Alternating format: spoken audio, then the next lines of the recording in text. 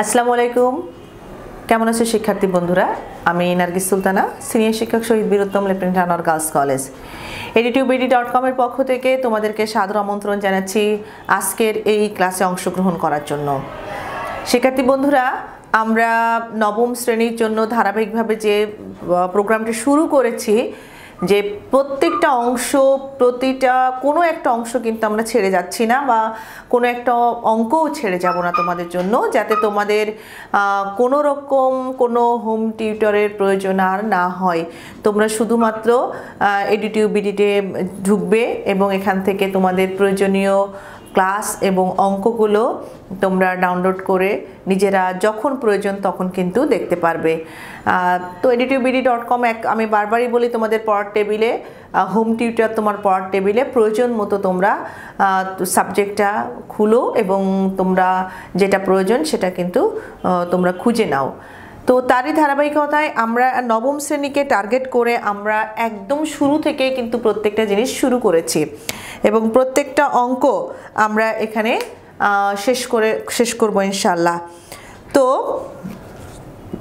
তোমরা editubedi.com এর তোমাদের জন্য যে প্রচেষ্টা অব্যাহত রেখেছে, সেই প্রচেষ্টাকে আরও সামনে এগিয়ে নেওয়ার জন্য তোমরা যদি উপকৃত হও, তোমাদের যদি আরও কিছু প্রয়োজন লাগে, তোমরা যে অংশটা বুঝতে পারছো না সেটা কিন্তু লিখতে থাকো আমাদেরকে। তোমরা তোমাদের কমেন্টসের মাধ্যমে লিখো, তোমরা তোমাদের এই ক্লাসগুলো শেয়ার করো বন্ধুদের মাঝে, যাতে তোমরা উপকৃত হচ্ছ, বন্ধুরাও যাতে উপকৃত হতে পারে। তো শিক্ষার্থী বন্ধুরা, আমরা আমাদের ক্লাসে চলে এসেছি। এখন আমরা হিসাব বিজ্ঞানের তৃতীয় অধ্যায়ের যে অঙ্কটা 3 নাম্বার, আমরা ইতিমধ্যে 1 এবং 2 এই দুইটা অঙ্ক কিন্তু আমরা শেষ করেছি। ক্রিয়েটিভ 1 এবং 2, এবং ক্রিয়েটিভ 1 এবং 2 এর আলোকে যদি কোনো প্রশ্ন তোমাদের আসে, আমার বিশ্বাস যে এটা তোমরা আর কখনো ভুল করবে না। যেটা শুধু প্রয়োজন যে বিভিন্ন লেনদেনগুলোর ডেবিট এবং ক্রেডিটগুলো যথাযথভাবে নির্ণয় করতে শিখতে পারা। আমরা কিন্তু হিসাবের শ্রেণীবিভাগ দেখিয়েছি, কোনটা বৃদ্ধি পেলে ডেবিট হবে, কোনটা বৃদ্ধি পেলে ক্রেডিট হবে, এটা আমরা দেখিয়েছি, আমি দেখিয়েছি। এরপরও কিন্তু আমি যখন চতুর্থ অধ্যায়ে, পঞ্চম অধ্যায়ে যাব, হিসাব অধ্যায়ে, তখন কিন্তু আবারও আমি বিস্তারিতভাবে এটা তোমাদের সামনে উপস্থাপন করব ইনশাল্লাহ। তো এখন আমরা 3 নাম্বার প্রশ্ন যেটা আছে সেটা তোমাদের সামনে একটু বলি। জনাব খুশি 2014 সালের মার্চ 1 তারিখে নগদ 2,40,000 টাকা, 56,000 টাকার যন্ত্রপাতি, 21,000 টাকার পণ্যদ্রব্য নিয়ে একটা কনফেকশনারি ব্যবসা আরম্ভ করলো। উক্ত মাসে তার অন্যান্য লেনদেনগুলো ছিল নিম্নরূপ।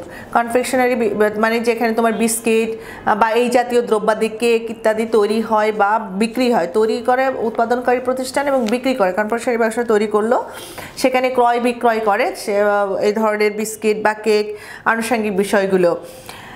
মার্চ 3 তারিখে হচ্ছে কাশেমের নিকট থেকে পণ্য ক্রয়, জাহিদের নিকট বিস্কিট বিক্রয়, এরকম কয়েকটা লেনদেন এখানে দেওয়া আছে। ক নাম্বার আছে জনাব খুশি এর বিক্রয়ের পরিমাণ নির্ণয় করো। জনাব খুশি ব্যবসায়ী, সে ওই মাসে মোট কত টাকার পণ্য বিক্রি করেছে। পণ্য, এই কনফেকশনারি ব্যবসায়ের পণ্য কিন্তু বিস্কিট, কেক ইত্যাদি এই জাতীয় পণ্যগুলো থাকে এখানে, ঠিক আছে? তো এখানে মোট কত টাকার পণ্য বিক্রি করলো, তার মানে কি কেক যদি বিক্রি করে সেটা পণ্য, বিস্কিট বিক্রি করলে সেটা পণ্য। এখানে যদি সে কোনো ফাস্টফুড, এখানে সঙ্গে একই সঙ্গে যদি কোনো তোমার চা কফি এই জাতীয় কোনো কিছু থাকে সেটাও পণ্য। অর্থাৎ এই ধরনের দোকানে যা যা থাকে সব কিছু কিন্তু ওই দোকানের জন্য পণ্য। এখন আমরা প্রথমেই চলে আসবো ক্রিয়েটিভ প্রশ্ন 3-এর 1 নাম্বার, 3-এর ক। তা আমরা লিখব 3 নাম্বার প্রশ্নের উত্তর ক। 3 নাম্বার প্রশ্নের উত্তর ক। এখানে বলছে জনাব খুশি এর বিক্রয়ের পরিমাণ কত। জনাব খুশি এর বিক্রয়ের পরিমাণ নির্ণয়।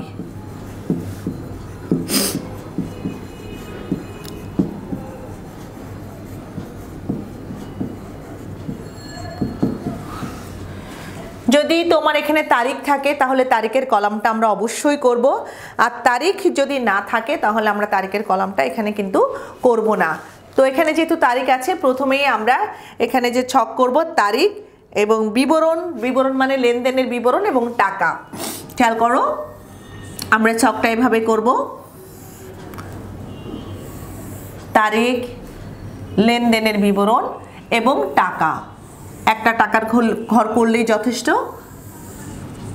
তারিখ এবং তারিখের নিচে, আবার বলি তারিখের নিচে আমরা সালটা দিয়ে দিব, তাহলে আমাদের করতে একটু সুবিধা হবে, বারবার সালটা লিখতে হয় না। বা যদি আমরা একটা লেনদেন লেখার পরে সম্পূর্ণটা দাগ দিয়ে ফেলি, সেক্ষেত্রে কিন্তু সালটা আবার লেখার প্রয়োজন হয়। যদি তারিখের কলামের শুরুতেই থাকে সেক্ষেত্রে কিন্তু বারবার 2015 সালটা লিখতে হবে না। তারিখ, লেনদেনের বিবরণ, এখানে যেহেতু লেনদেন, আমরা লেনদেনের নিয়েই কাজ করি, তো আমরা লেনদেনের বিবরণ, কেউ যদি লেনদেনের বিবরণের জায়গায় শুধু বিবরণ কথাটা লেখো সেক্ষেত্রেও কিন্তু সঠিক হবে, লেনদেনের বিবরণ বা বিবরণ এবং টাকা। এখানে আসো, মার্চের কি কি বিক্রি করেছে আমরা দেখতে পাচ্ছি। মার্চের 6 তারিখে জাহিদের নিকট বিস্কিট বিক্রয়, যে যে পণ্যটা বিক্রি করবে অবশ্যই আমরা লিখব জাহিদের নিকট বিস্কিট বিক্রয়। জাহিদের নিকট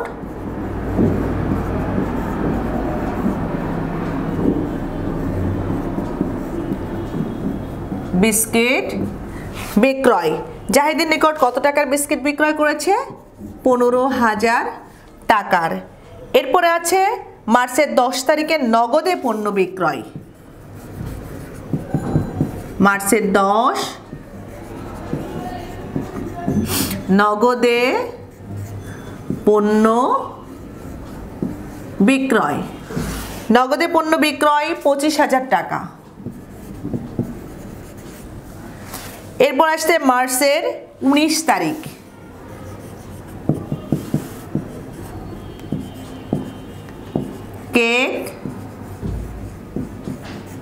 কেক বিক্রয়। এখানে কেক বিক্রয় করেছে 6,000 টাকার।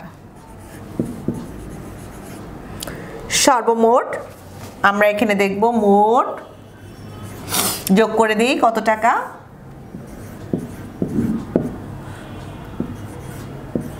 46,000 টাকা। মোট 46,000 টাকার পণ্য বিক্রি করেছে। এবং সবশেষে আমাদের যে কাজটা করব, এই ছকটা আমরা পূরণ করে দিব। ছকের নিচে কিন্তু খালি রাখবো না, ওপেন রাখবো না, একটা ছকটাকে নিচে আমরা পূরণ করে দিব।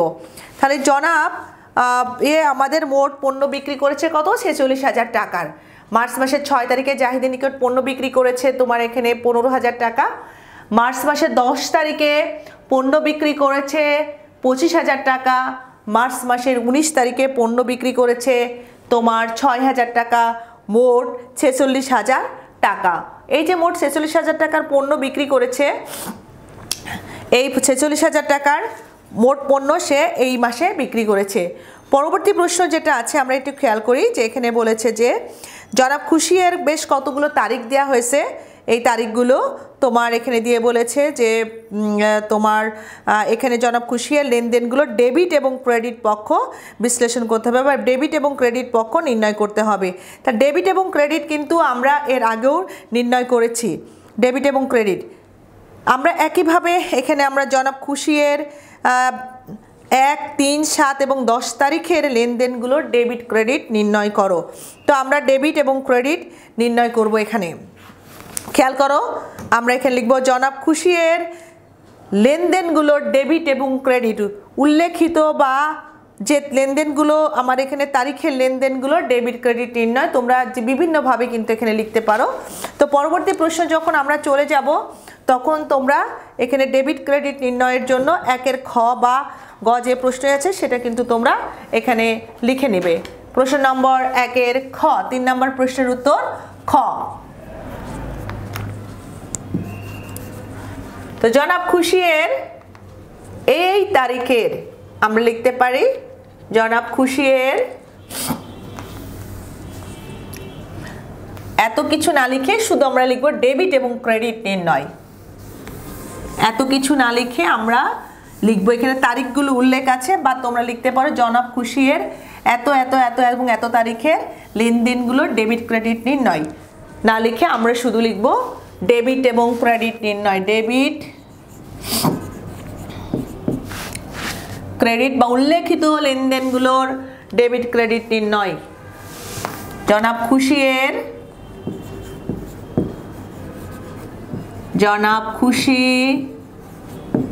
এর ব্যবসায়ের বা প্রতিষ্ঠানের জনাব খুশির ব্যবসায়ের উল্লেখিত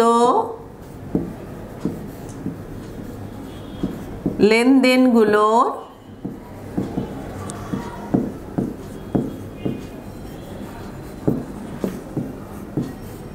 ডেবিট ক্রেডিট নির্ণয়।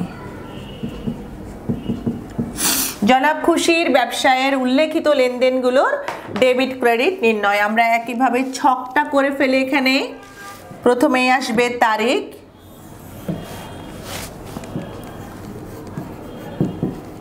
তারিখ 2015। এখানে যে তারিখটা থাকবে সেই তারিখ, সালটা থাকবে সেই সালটা আমরা এখানে দিয়ে দিব 2015 সাল। এবং মার্চ মাসের 1 তারিখে এখানে লেনদেন আছে, এখানে আমরা লিখব সংশ্লিষ্ট পক্ষ অবলিক হিসাব অথবা হিসাব খাত, সংশ্লিষ্ট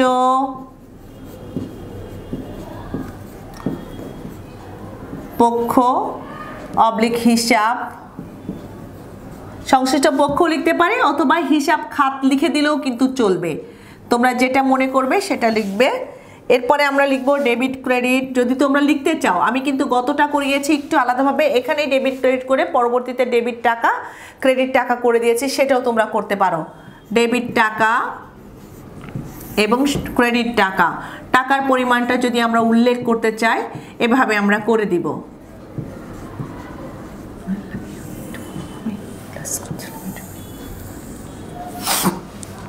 ঠিক আছে, এখন আসো সর্বপ্রথমেই আছে নগদ এত টাকার যন্ত্রপাতি এবং এত টাকার পণ্যদ্রব্য নিয়ে একটা ব্যবসা আরম্ভ করলেন। মালিক একদম 1 তারিখে যা যা আনবে সবগুলোই কিন্তু মূলধন হিসেবে আনবে। এখন কি কি নিয়ে আসলো সবগুলোই ডেবিট, আর মূলধন হিসাবে যেটা নিয়ে আসলো মূলধন হিসাব হচ্ছে ক্রেডিট যোগফলটা। একটা ব্যবসা প্রতিষ্ঠানে আবারও বলি, মালিক একদম শুরুতে 1 তারিখে যা যা নিয়ে ওই প্রতিষ্ঠানটা শুরু করবে, ব্যবসা প্রতিষ্ঠানটা, সেটা হচ্ছে ওই প্রতিষ্ঠানে মূলধন স্বরূপ আসবে। যা আসবে সেটা অবশ্যই ডেবিট, কি আসলো সেটা কিন্তু ডেবিট।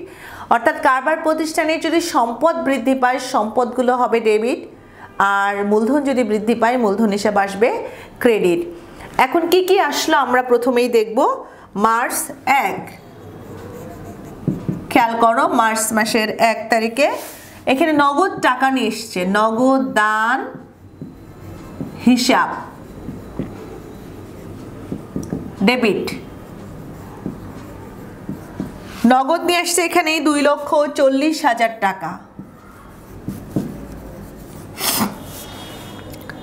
যন্ত্রপাতি আনছে 56,000 টাকা, যন্ত্রপাতি হিসাব ডেবিট 56,000 টাকা। ক্রয় হিসাব ডেবিট, এখানে পণ্যদ্রব্য নিয়েও শুরু করেছে, ক্রয় হিসাব ডেবিট 21,000 টাকা।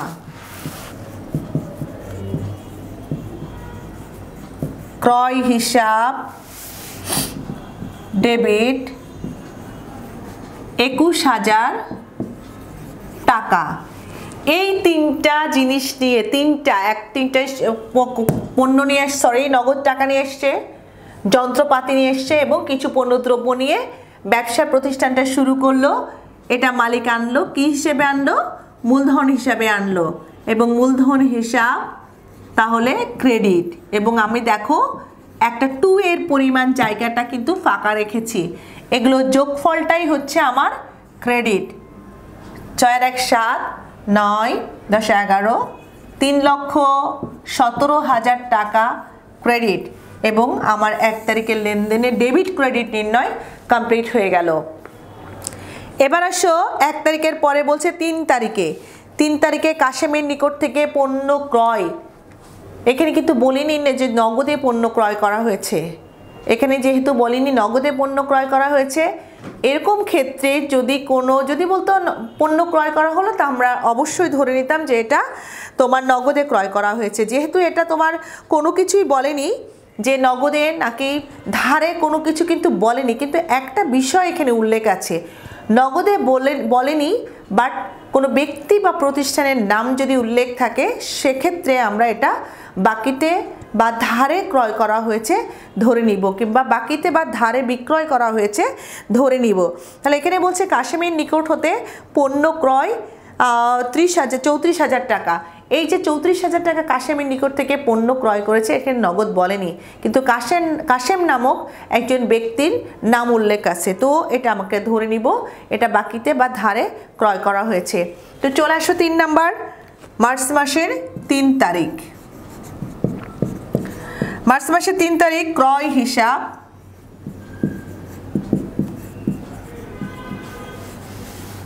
আমরা এখানে পাওনাদার প্রদেয় হিসাবও লিখতে পারি, পাওনাদার হিসাবও লিখতে পারি, প্রদেয় হিসাব। প্রদেয় হিসাবটা আমরা লিখব, বাট প্রদেয় কাকে প্রদান করব তাই সেই ব্যক্তিটার আমরা নাম লিখব প্রদেয়। এখানে যদি কেউ কাশেম লিখে ব্র্যাকেটে পাওনাদার লিখো সেটাও হবে, কেউ প্রদেয় লিখে ব্র্যাকেটে কাশেম লিখো সেটাও হবে। আমি তোমাদেরকে দেখাচ্ছি আরও। ক্রয় হিসাব এখানে ডেবিট, প্রদেয় হিসাব এটা ক্রেডিট। এই লেখাটা কেউ যদি ক্রয় হিসাব ডেবিট লিখলা, প্রদেয়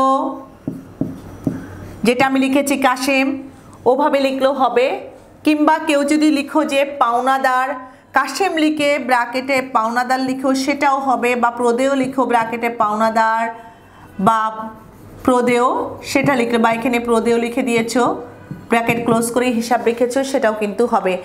ব্যক্তি বা প্রতিষ্ঠানের নাম অর্থাৎ পাওনাদারের নামটা যদি তুমি আগে লিখে পরে পাওনাদার মিন করো সেটাও হবে, তবে এভাবে লেখাটাই উচিত যে প্রদেয় ব্র্যাকেটে কাশেম, কাকে আমি প্রদান করব বা কে আমার কাছে পাবে পাওনাদারের নামটা এখানে উল্লেখ থাকলে সুবিধা হয়। কারণ একটা ব্যবসা প্রতিষ্ঠানে অসংখ্য জায়গা থেকে কিন্তু ধারে ক্রয় করা হয়ে থাকতে পারে কিংবা ধারে বিক্রয় করা হতে পারে, সেক্ষেত্রে কার কাছে কত টাকা ধারে ক্রয় করা হয়েছে বা কার কাছে কত টাকা ধারে বিক্রয় করা হয়েছে সেটা যদি তোমার উল্লেখ না করো তুমি, তাহলে যখন তুমি টাকাটা পরিশোধ করবে কিংবা কার কাছে কত টাকা পাবে সেটা কিন্তু মনে রাখা খুব কঠিন হয়ে যাবে।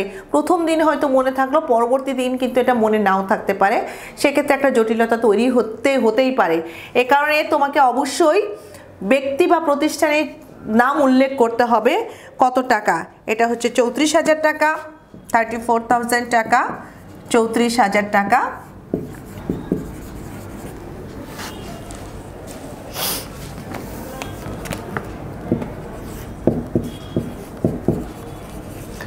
আমরা আবার দাগ দিয়ে দিলাম 3 তারিখের লেনদেন। 3 তারিখের লেনদেনের পরে আছে আমার 7 তারিখের লেনদেন, এবং 7 তারিখের লেনদেনে যেটা আছে সেটা হচ্ছে ভাড়া প্রদান করা হলো। দোকান ভাড়া প্রদান 6,500। 7 দোকান ভাড়া ডেবিট, দোকান ভাড়া হিসাব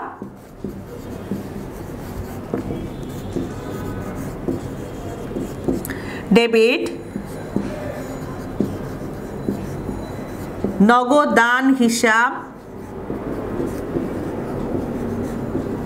ক্রেডিট 6,500 টাকা, 6,500 টাকা। যখন কোনো খরচের নাম উল্লেখ থাকবে তখন আমরা অবশ্যই ওই খরচের নামটা কিন্তু দিব। তাহলে দোকান ভাড়া হিসাব ডেবিট এবং নগদান হিসাব ক্রেডিট।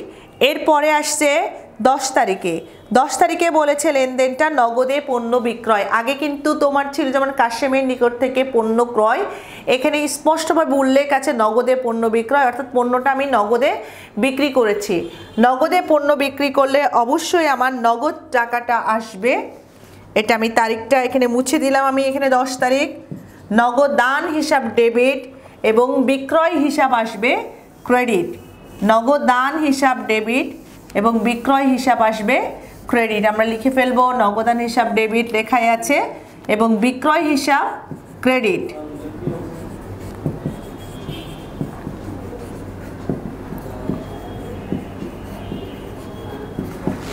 নগদান হিসাব ডেবিট 25,000 টাকা এবং বিক্রয় হিসাব ক্রেডিট 25,000 টাকা।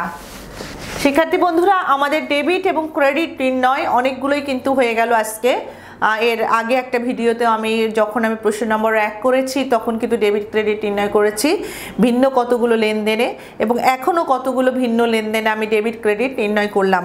তো তোমরা বিভিন্ন লেনদেন, তোমাদের পাঠ্য বইয়ে যতগুলো লেনদেন যেটা পারবে তোমরা ডেবিট এবং ক্রেডিট নির্ণয় করবে এবং তোমার শিক্ষকদের কাছ থেকে মিলিয়ে নিবে যে সঠিক হয়েছে কিনা।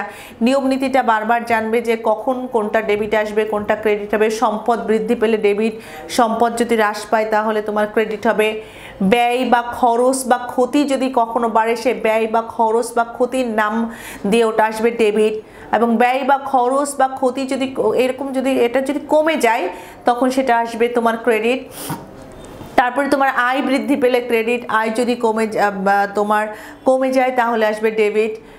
কিংবা যদি দায় বৃদ্ধি পায় ক্রেডিট, দায় যদি কমে যায় তাহলে সেটা আসবে তোমার ডেবিটে। কিংবা মূলধন বৃদ্ধি পেলে ক্রেডিট এবং মূলধন যদি বৃদ্ধি পায় সেক্ষেত্রে আসবে তোমার ডেবিটে।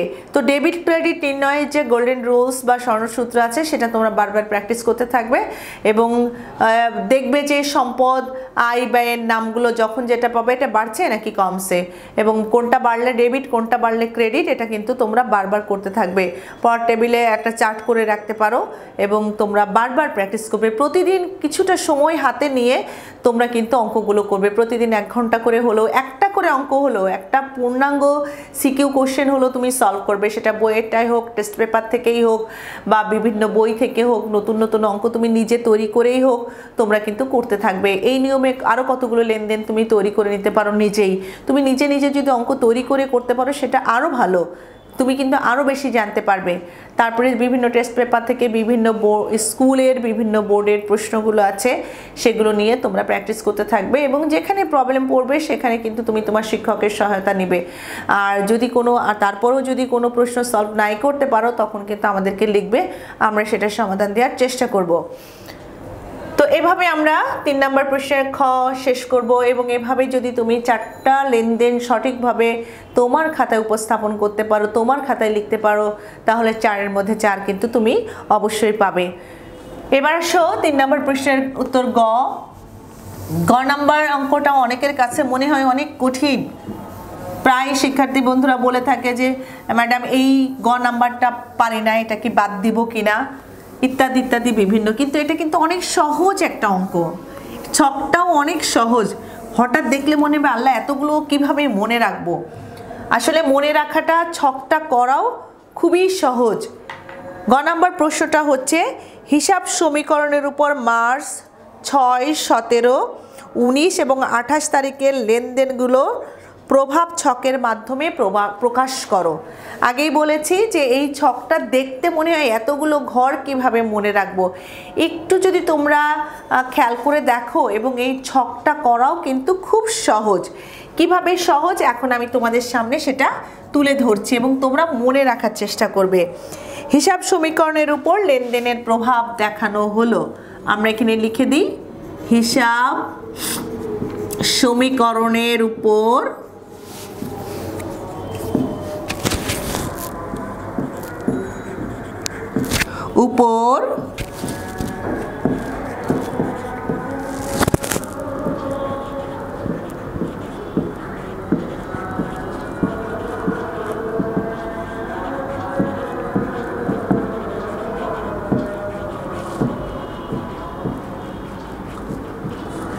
হিসাব সমীকরণের উপর লেনদেনের প্রভাব দেখানো হলো। এই অঙ্কটা করার জন্য সর্বাগ্রে যে কাজটা তোমাদের খুব বেশি প্রয়োজন সেটা দেখো খেয়াল করে।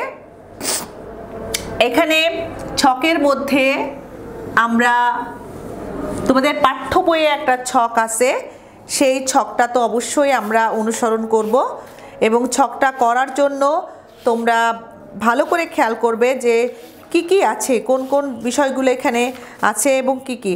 এটা কিন্তু তোমার হিসাব সমীকরণ A=L+E এর প্রমাণটাই কিন্তু এখানে দেখানো হয়।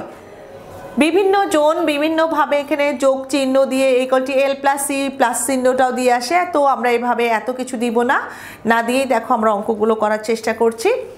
প্রথমে তুমি তোমার খাতায় এভাবে একটা দাগ দিবে, যদিও খুবই আঁকা বাঁকা হয়েছে আমার দাগটা, তোমাদের স্কেল দিয়ে ধরে যখন করবে তখন সেটা হবে না, ঠিক আছে? একটু খেয়াল করো, খেয়াল করলে দেখবে যে অঙ্কটা ছকটাও কিন্তু অনেক সহজ। আমরা সর্বপ্রথম খেয়াল করো এখানে একটা দুইটা, অর্থাৎ তোমার খাতার বাম দিকে দুইটা এবং ডান দিকে দুইটা দাগ প্রথমেই টেনে নিবে, ঠিক আছে? টেনে নেওয়ার পরে একটু তোমার বাম সাইডে একটু বেশি জায়গা রাখবে যাতে অ্যাটলিস্ট দুইটা কলাম তুমি করতে পারো এবং এখানে অ্যাটলিস্ট দুইটা কলাম তোমার করতে পারো, ঠিক আছে? এখানে আমরা মোটামুটি প্রয়োজন অনুপাতেই করে থাকি, দুইটা কখনো তিনটা আমাদের লাগে। এটা অঙ্কের উপর ডিপেন্ড করবে তোমার দুইটা লাগবে নাকি তিনটা লাগবে। হ্যাঁ, দুইটা তো অবশ্যই আমরা রেখে দিই, কখনো কখনো তিনটাও লাগে। তো তিনটার বেশি কিন্তু খুব একটা লাগবে না। যদি কোনো ঘরের কাজ তোমার না থাকে, ব্ল্যাঙ্ক থাকলেও তোমার নাম্বার কিন্তু কাটা যাবে না। তো এবার আসো, এটা প্রথমেই হচ্ছে আমার তারিখ। একইভাবে তারিখের মধ্যে আমি কিন্তু আমার সালটা 2015 সাল দিয়ে দিব। তোমাদের পাঠ্য বইয়ে 2016 যে বইটা আছে সেখানে 14 সাল আছে, এভাবে আছে বইগুলো। তোমাদের নতুন যে 17 সালের বই এসছে সেখানে আবার 15 সাল আছে। তো এই সাল নিয়ে কোনো দুশ্চিন্তা করার কোনো দরকার নেই যে আল্লাহ আমার বইয়ে তো 15 সাল, আমার বইয়ে তো 14 সাল, কিংবা আমার বইয়ে তো 13 সাল। যে সালটা থাকবে এই সালটাই কিন্তু আমরা দিয়ে দিব। এই ঘরটা একদম খালি রেখে দিলাম আমি। এখানে দেখো আমার এ, তার মানে আমার হিসাব সমীকরণ A=L, এটা এখানে L বা যে দায় সমূহ আছে সেটা আমরা এই ঘরে লিখব। কেউ যদি এখানে আমি সমান চিহ্ন দিয়ে দিলাম L, আমি শুধু Lও যদি কেউ লিখে রাখো তাও হবে। এখানে হচ্ছে E, মালিকানা সত্ত্ব।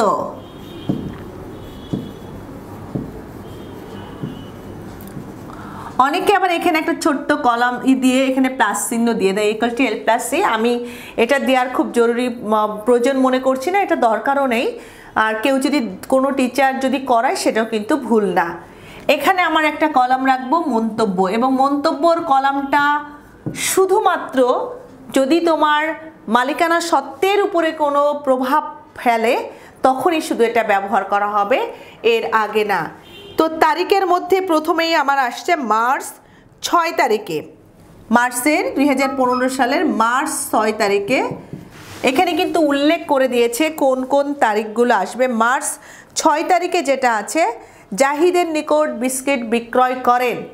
জাহিদের নিকট আমরা ক্রেডিট নির্ণয় করেছিলাম, তখন জাহিদের নিকট পণ্য বিক্রয় করেন, এটা আমরা কিন্তু এই লেনদেনটা ছিল না। জাহিদের নিকট বিস্কিট বিক্রি করেন, এখানে কিন্তু নগদে বলেনি, জাহিদ একজন ব্যক্তি বা প্রতিষ্ঠানের নাম দেয়া আছে, ব্যক্তির নাম দেয়া আছে, সুতরাং এটা আমরা ধরে নিচ্ছি এটা বাকিতে। এখন আমি কিন্তু এখানে মালিকানা সত্ত্ব লিখে ফেলেছি, আরেকটা জিনিস লিখে রাখবো, সেটা হচ্ছে নগদ। কারণ ব্যবসা প্রতিষ্ঠানের হিসাব আমি করব, নগদে লেনদেন সংগঠিত হবে না এটা কিন্তু মানে চিন্তাই করা যায় না। নগদ লেনদেন কিন্তু থাকেই প্রত্যেকটায়, তো নগদটা আমরা নিশ্চিত মনে লিখে ফেলবো।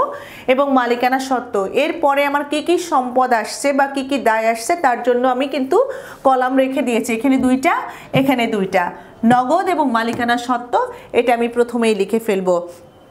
তো জাহিদের নিকট যখন আমি বাকিতে পণ্য বিক্রি করব, যা বাকিতে বিস্কিট বিক্রয় করব, জাহিদ কিন্তু দেনাদার, অর্থাৎ জাহিদের কাছে এই প্রতিষ্ঠান জনাব যে খুশি আছে খুশির প্রতিষ্ঠান কিন্তু টাকা পাবে, অর্থাৎ জাহিদ হচ্ছে দেনাদার বা প্রাপ্য হিসাব।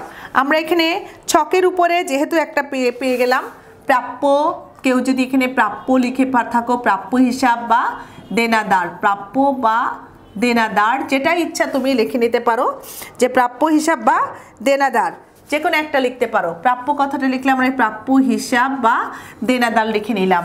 মার্চের 6 তারিখে আমি বাকিতে পণ্য বিক্রয় করছি। জাহিদের নিকট বিস্কিট বিক্রয় করেন 15,000 টাকা। তাহলে আমি দেনাদারের কাছে, জাহিদ একজন দেনাদার, তার কাছে আমি 15,000 টাকা পাবো। এবং যখন পণ্য আমি বিক্রি করব তখন অবশ্যই আমার মালিকানা সত্ত্ব বৃদ্ধি পাবে 15,000 টাকা। এখানে আমরা শুধু লিখে দিব আয় বৃদ্ধি। আমি আগেই বলেছি মালিকানা সত্ত্বের যদি কোনো পরিবর্তন হয় তখন কিন্তু তোমার মন্তব্যের কলামটা অবশ্যই লিখতে হবে। আমি সম্পূর্ণটা দাগ দিয়ে দিলাম, এখানে একটা সমান চিহ্ন দিয়ে দিব। দেখো 15,000 ইকুয়াল টু 15,000। একটা জিনিস খেয়াল করবে, এই ছকের এ equal to L plus E, এ এর কোনো পরিমাণ উপাদান যদি বৃদ্ধি পায় এল প্লাস ই এর কোনো একটা অংশ কিন্তু বৃদ্ধি পাবে। এদিকে যদি কমে ওদিকেও কমবে। যদি শুধু এর মধ্যে পরিবর্তন হয় তবে একটা বাড়বে আর একটা কমবে। এল এবং ই এর মধ্যে যদি কোনো পরিবর্তন হয় তখন একটা বাড়বে আর একটা কমবে। অর্থাৎ দুই দিকের যে যোগফল এ equal to L plus E, এটা কিন্তু অলওয়েজ সমান থাকবে। মার্চের 6 তারিখের পরে এখানে একটা খালি ঘর আমি রেখে দিয়েছিলাম। আমি প্রথম কলামেই উদ্বৃত্ত করতে পছন্দ করি। কেউ কেউ পরপর 2টা লেনদেন লেখার পরে উদ্বৃত্ত নির্ণয় করে, সেটাও কিন্তু ভুল না। কেউ প্রয়াটা করার পরে একবারে প্লাস মাইনাস দিয়ে এসে করে, সেটাও কিন্তু ভুল হবে না। যেহেতু আমাদের পাঠ্যপুস্তকে যেভাবে আছে মোটামুটি ওই ছকটা অনুসরণ করব, কারণ আমাদের খাতাগুলো সারা বাংলাদেশের বিভিন্ন এক্সামিনারের কাছে যায়। কে কোন দৃষ্টিভঙ্গি নিয়ে খাতাগুলো মূল্যায়ন করবে সেটা আমরা বলতে পারি না, পাঠ্য বইটাকেই মূলত অনুসরণ করে থাকে। এই জন্য আমি ব্যক্তিগতভাবে নবম এবং দশম শ্রেণীতে পাঠ্য বইয়ের যে নিয়ম নীতিগুলো মোটামুটি দেয়া থাকে এক্সাম্পল স্বরূপ, সেটাকে অনুসরণ করতে আমি স্বাচ্ছন্দ্য বোধ করি এবং শিক্ষার্থীদের উৎসাহিত করে থাকি। তোমরাও এর ব্যতিক্রম হবে না। নতুন কোনো কিছু অ্যাপ্লাই এখানে করতে চেও না, কারণ আগেই বলেছি খাতাগুলো, তোমার খাতাটা কোন এক্সামিনারের কাছে যাবে, তুমি নতুন কিছু করতে গেলে ওই সম্পর্কে যদি ধারণা না থাকে সেক্ষেত্রে কিন্তু তোমার নাম্বার কাটা যাওয়ার একটা সম্ভাবনা আছে। আর একটা জিনিস তোমরা মাথায় রাখবে, এক্সামিনার যে খাতাটা মূল্যায়ন করবে সেই খাতাটাই কিন্তু আর কেউ হাত দিতে পারবে না। আর কেউ হাত দেওয়ার ওরকম সুযোগ নাই হেড এক্সামিনার ছাড়া। খাতা কিন্তু কখনোই পুনর্মূল্যায়ন করা হয় না। সুতরাং তোমরা পাঠ্যপুস্তকের যে নিয়মটা দেওয়া থাকবে এই নিয়মের বাইরে কিন্তু খুব একটা যাবে না, ঠিক আছে? এবং হেড এক্সামিনার একটা অংশ খাতা মূল্যায়ন করে, সবার খাতাও কিন্তু চেক করার সুযোগ হয় না। সুতরাং তুমি তোমার পাঠ্য বইয়ের নিয়ম নীতি যদি অনুসরণ করে করো তবে কোনো এক্সামিনারই কিন্তু তোমার নাম্বার কাটতে পারবে না। তো চলে আসো উদ্বৃত্ত। এখানে 15,000 ছিল, এখানে 15,000ই আছে, আবার এখানেও 15,000ই আছে। আমার এই লেনদেনটা শেষ হলো।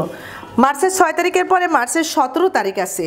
মার্চের 17 তারিখে এখানে বলছে নগদে পণ্য ক্রয়। খেয়াল করো মার্চ 17, আমি উদ্বৃত্তর পরের লাইনে চলে যাব। মার্চ 17 নগদে যখন আমি পণ্য ক্রয় করব তখন কিন্তু আমার নগদ অর্থের পরিমাণ কমে যাবে। আবারও বলি, নগদে যখন আমি পণ্য ক্রয় করব তখন কিন্তু আমার নগদ অর্থের পরিমাণ কমে যাবে। আমি একটা ব্র্যাকেট চিহ্ন দিয়ে দিব। অনেকে বিয়োগ চিহ্ন দিয়ে দাও, সেটা হবে, তবে বিয়োগ চিহ্ন দেওয়ার চেয়ে ব্র্যাকেট চিহ্ন দেওয়াটাই উত্তম। তোমরা ব্র্যাকেট চিহ্নটাই ব্যবহার করবে। 5,000 টাকা, এটা হচ্ছে আমার খরচ বৃদ্ধি পেল। আমি আগেই বলেছি মালিকানা সত্ত্বের কোনো পরিবর্তন আসলে অবশ্যই তোমরা ব্যাখ্যাটা দিবে মন্তব্যের ঘরে। আমরা দেখো এটা পুরাপুরি দাগ দিয়ে দিলাম। এবার আবার আমরা উদ্বৃত্ত নির্ণয় করব। ব্যালেন্সটা যেটা থাকবে 5,000 ছিল, 5,000ই আছে, মাইনাস 15,000, এখানে বিয়োগ করলাম, এখানে আসলো 10,000 টাকা। মার্চের 17 তারিখের পরে যে লেনদেনটা আমরা করব, মার্চের 19 তারিখে কেক বিক্রয়। এখানে কিন্তু বলিনি যে নগদে বিক্রয় নাকি ধারে বিক্রয়। যেহেতু ব্যক্তি বা প্রতিষ্ঠানের কোনো নাম উল্লেখ নেই, অবশ্যই আমরা মনে করব বা ধরে নিব এটা নগদে বিক্রয় করা হয়েছে। তো কেক বিক্রয় করেছে 6,000 টাকা। মার্চ 19 তারিখ কেক বিক্রয় 6,000 টাকা, তার মানে 6,000 টাকা নগদ টাকার পরিমাণ বৃদ্ধি পেল এবং বিক্রয় বাবদ প্রতিষ্ঠানের আয় বৃদ্ধি পেল 6,000 টাকা। আয় বৃদ্ধি, আমরা আবার দাগ দিব। আমরা প্রত্যেকটা হওয়ার সঙ্গে সঙ্গেই আমরা ব্যালেন্সটা করে ফেলবো উদ্বৃত্ত।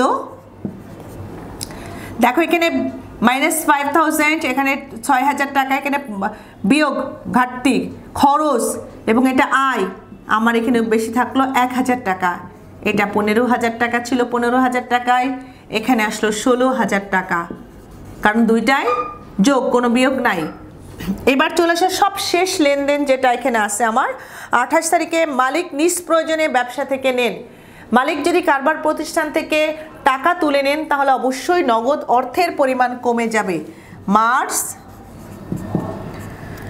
মাসের 28 তারিখে মালিক কারবার থেকে নগদ অর্থের যে টাকাটা নিল সেটার পরিমাণ 4500 টাকা প্রতিষ্ঠান থেকে কমে গেল।